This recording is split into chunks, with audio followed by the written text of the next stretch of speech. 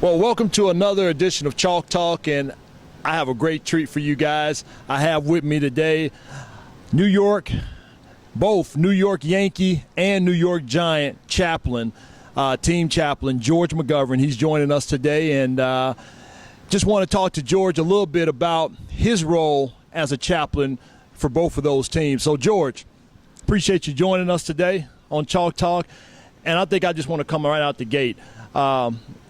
As far as your role as a chaplain, a lot of times people from the outside, they get a perception of NFL, MLB players, professional athletes in general, and they just think guys have just such a perfect world that we don't go through any struggles, that there aren't any struggles in our life. But your role as a team chaplain for both of these teams, what are some of the things that you see as far as the struggles of those players to kind of give people out there some insight sometimes that they come to you, or even your role, how can you be a benefit to some of these guys and these players when they're going through some of the tough times in life? Renaldo, these guys are the best of the best at what they do. These are some of the best athletes in the country. Obviously, the Yankees have had a track record of winning seasons over the years. The Giants have had a good season the last 10 years or so, good stretch.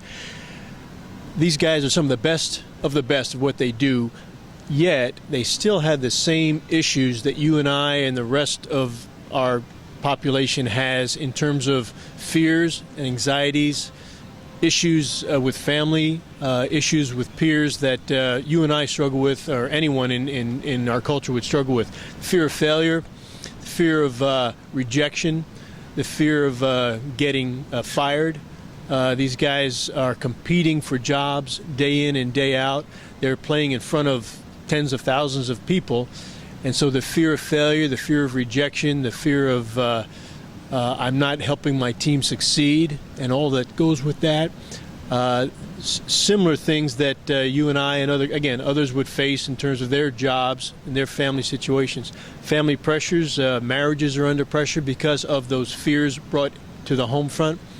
And so my role is to try to help these guys center their lives not on their profession, not on their performance, but rather on a relationship with Jesus Christ.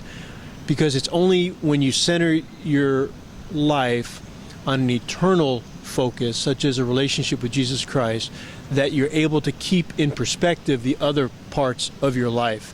And so that's my role, to try to be a spiritual coach, to help them see that their performance on the field does not define who they are, but rather their relationship with God basically defines who they are. And when they have that as their center, they can keep their performance, their marriages, the pressures from family and outside forces, they can keep those aspects of their lives in proper focus. So that's really what I do. I try to help them see that a relationship with God needs to be primary in their lives, and when it is, the other parts of their lives will fall into place. Even though they might experience failure professionally, even though they might get injured, even though they might get cut, that those things pale in comparison to having a core center to your life, that in the relationship with your Creator. You brought up a good point about fears, and many guys come from different backgrounds, some that maybe have a foundation in the church, but some maybe not.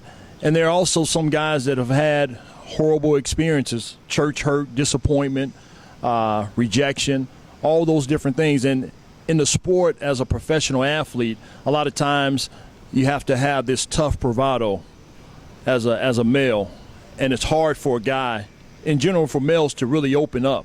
So maybe you have a guy that is kind of curious of what you're doing.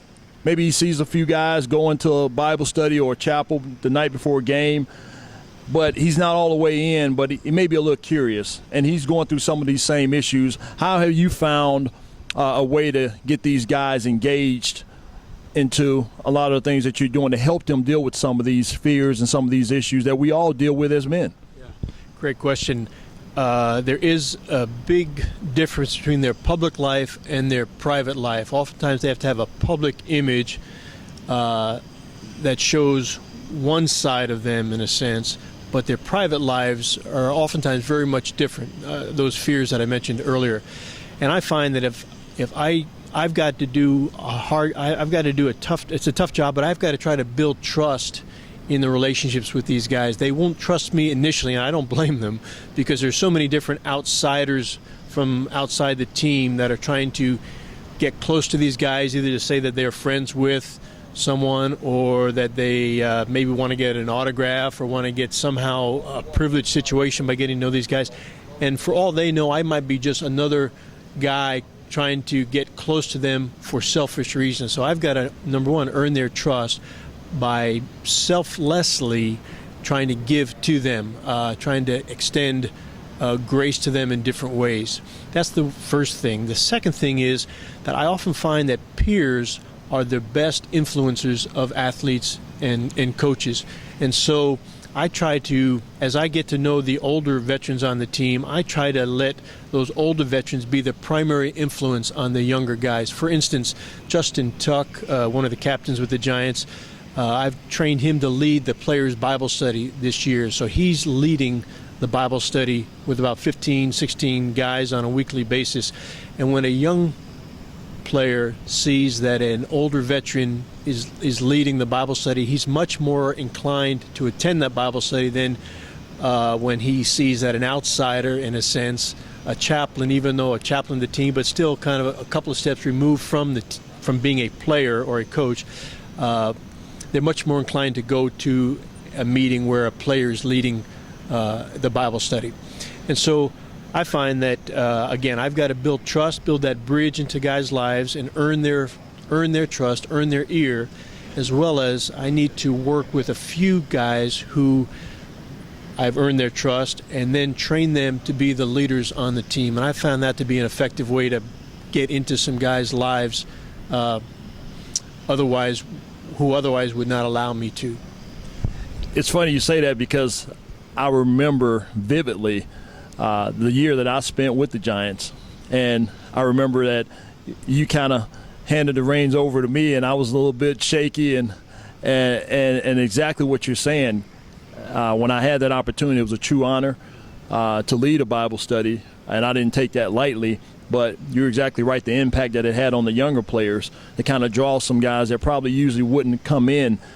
And then also you see a leader like a Justin Tuck, who on the outside has all the accolades, and then for him to humble himself and to lead a Bible study of guys, I know the impact is even far much greater. And just being able to see a guy like a Eli Manning, the great player that he is, but here's a guy that sits in the front of chapel service every week. What do you think that says about Eli and just being able to see his growth, really, not only as a player but as a person, and the impact that he's had on the team? A lot of people look at the outside, but obviously there's something that's going on the inside that people don't see. That's really true. Eli is a quiet verbal leader, but a very loud action leader. And Eli, by example, by his actions, exemplifies a Christ-like attitude. He's always at chapel. He always conveys in the locker room an other-centeredness. If you ask him about his faith, he will talk about it. Now, he's not the type of personality where he will stand up in front of the guys in the locker room and shout hallelujah, anything like that. But he will defend his faith. He will talk about his relationship with Christ in a conversational way if you ask him. But the fact that he never misses chapel, sits up front, brings the younger receivers, maybe the younger quarterback with him to chapel, speaks volumes as to his character and to his personal faith that he treasures and he sees as very important.